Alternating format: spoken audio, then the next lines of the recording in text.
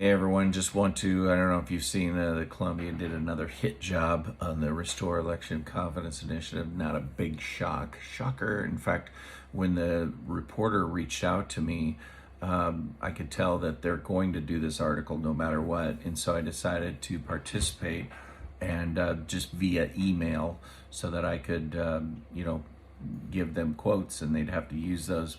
But I let them know that I was concerned because of the previous coverage in factual problems that they've done in their previous coverage, that I was very skeptical that they would do a fair reporting. And sure enough, I hate being right so much, but here I am. So let's just cover a couple of these things real quick that are really troubling. The first one out of the chute in the title is inaccurate. It says Clark County Election Security Petition pushes for 27,000 signatures. Winco says not at our stores. Actually, that's not true. Winco decision just affected one store.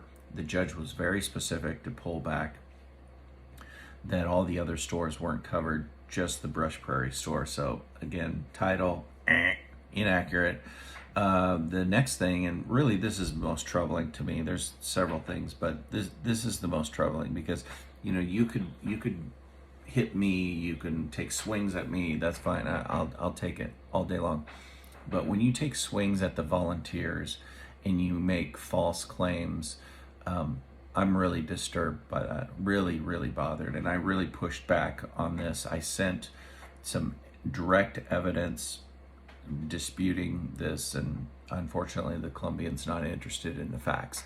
And that is that in their statement and in the Winco court filings, they put in there that the signature gatherer was harassing and bothering Winco customers, which is inaccurate.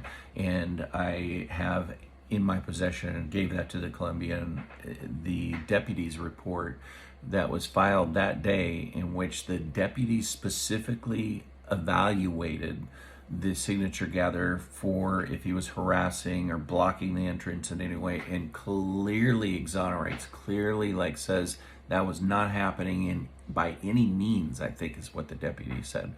So, of course, the Columbian, not really interested in facts here, but interested in a smear. So they cherry picked that statement, which is inaccurate, put it out there, and let them know. They said, no, we're not going to do a correction. Another thing that's in here is this the League of Women Voters controversy is resurfaced, but it's very fascinating.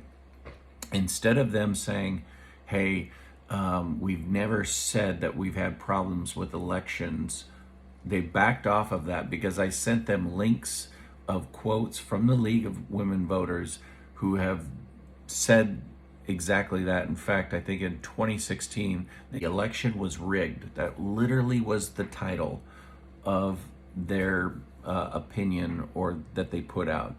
2016 election was rigged. And so, now what they're saying, they changed it. It's clever. They say the League of Women Voters of Clark County was never contacted about the initiative and is perplexed by the reference to our agreeing with its premise. I don't know. There's a whole lot of, being perplexed about it. They have, the statement is that, and it was this: significant number of voters from both political parties and the League of Women Voters have voiced concerns over election vulnerabilities. That is a factual statement. I've sent links proving that, and they have never refuted that. The League of Women Voters have never refuted, when I sent them the links. They had no response, really. They can't, because it's true.